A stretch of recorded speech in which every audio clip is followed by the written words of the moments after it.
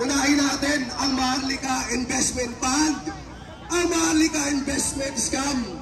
Ang aga at ang bilis inaprubahan. Mr. President, ano bang nangyari sa budget ng Maharlika? Meron na ba mga investor na bumili niyan? Saan nyo ginamit? Nasaan ang resibo? Sa lahat po ng mga problema na dinaranas ng bansa natin, ang sagot, ipatawag si Duterte, ipatawag si Digong, imbestigahan ang confidential fund ng Vice President Inday Sara Duterte. Ang bangka, ang Pilipinas ay palubog na. Mga kababayan, isang malupitang bagsak, Duterte! Duterte! Duterte! Sabi ng mainstream media, mga bayaran daw tayo. Walang binayaran dito, mga kababayan. Binayaran ba kayo? Sino ang magiging bagong presidente ng Pilipinas? Si President Inday Sara Duterte. Katulad po ninyo, mga kababayan, nandito po ako bilang isang ama, bilang isang ordinaryong Pilipino. Kung mapapansin nyo po, mga kababayan ko, isa din po akong vlogger. Tuwing Biyernes po, nandiyan po kami sa footbridge ng EDSA. At eto, marami na po tayo nagkakatipon-tipon dito. Sa harapan, ito na po yung pagkakataon.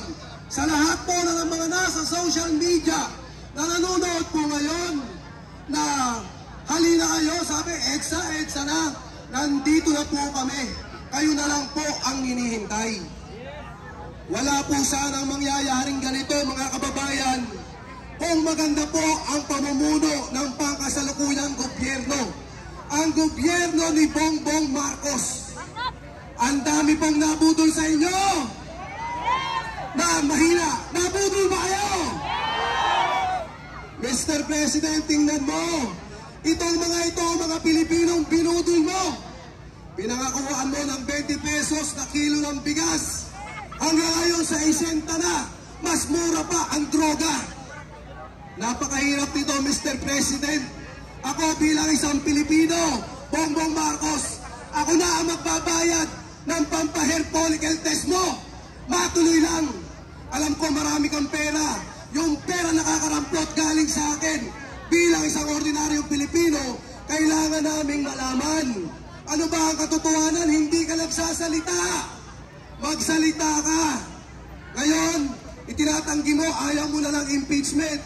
Ayaw mo lang ipa-impeach ang ating Vice President Inday Sara Duterte.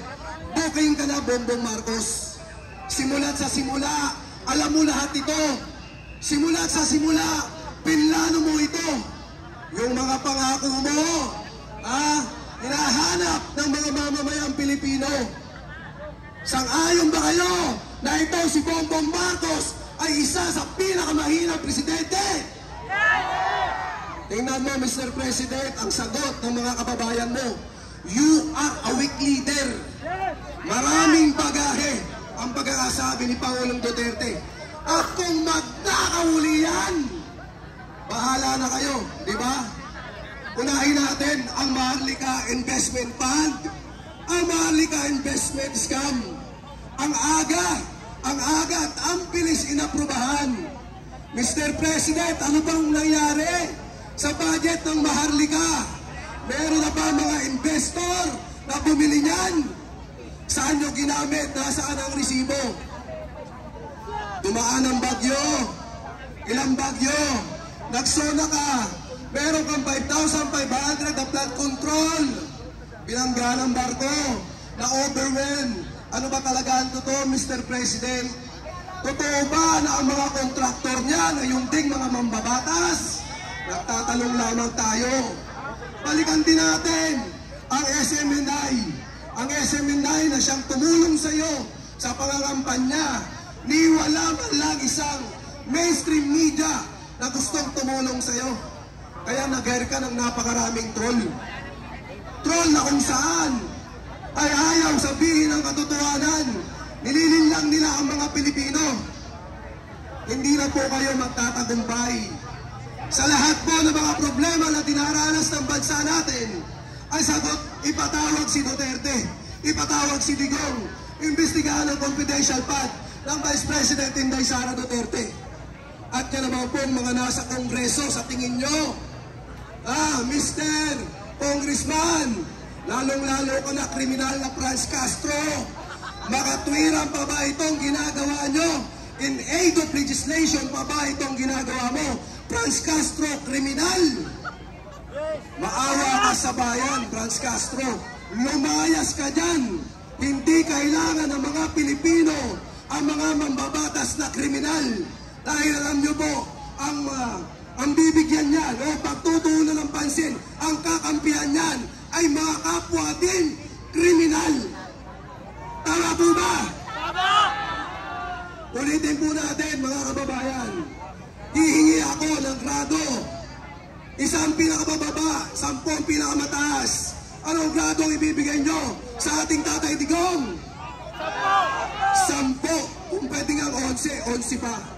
Dahil po sa loob ng 6 na taon ng pamumuno ng ating Pangulong Duterte, siya po ang nagbalik ng dangal ng mga kababayan nating Pilipino.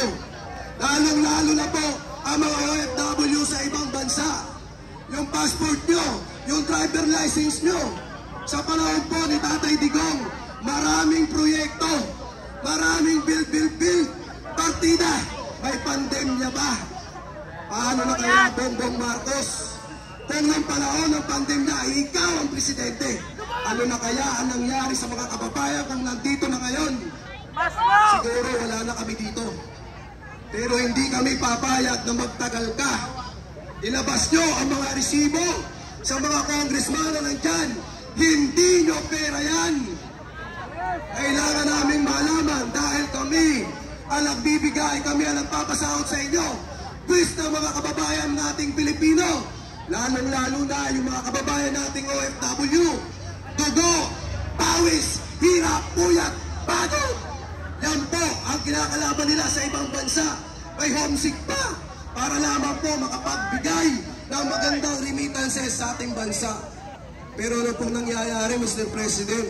Wala kang proyekto. Isa kang malaking kamalian sa bansang Pilipinas. Alalahanin mo, Mr. President, 2 beses na nagkaroon ng EDSA. Malamang magagaya ka sa iyong ama dahil ikaw mismo ang hindi tumupad sa iyong mga pangako sa mga kababayan nating Pilipino. Iisa-isahin pa ba natin? Wala ka, hindi ka marunong mag-presidente. Tumapa ka na dyan. Ang bangka, ang Pilipinas ay palubog na. Ang gagawin natin, tanggalin ang kapitan na si Bongbong Marcos at ipalit ang ating Vice President Inday Sara Duterte. Duterte! Duterte! Duterte! So muli mga kababayan ko, isang mapayapang pagtitipon po at pasalamatan po natin ang lahat po ng mga kapulisan natin na nagbabantay po para sa kaligtasan po ng lahat. Magandang gabi po. Ako po ay si Marlon Nahito, a.k.a. Parak TV from Occidental Mindoro. Mabuhay ang lahing Pilipino!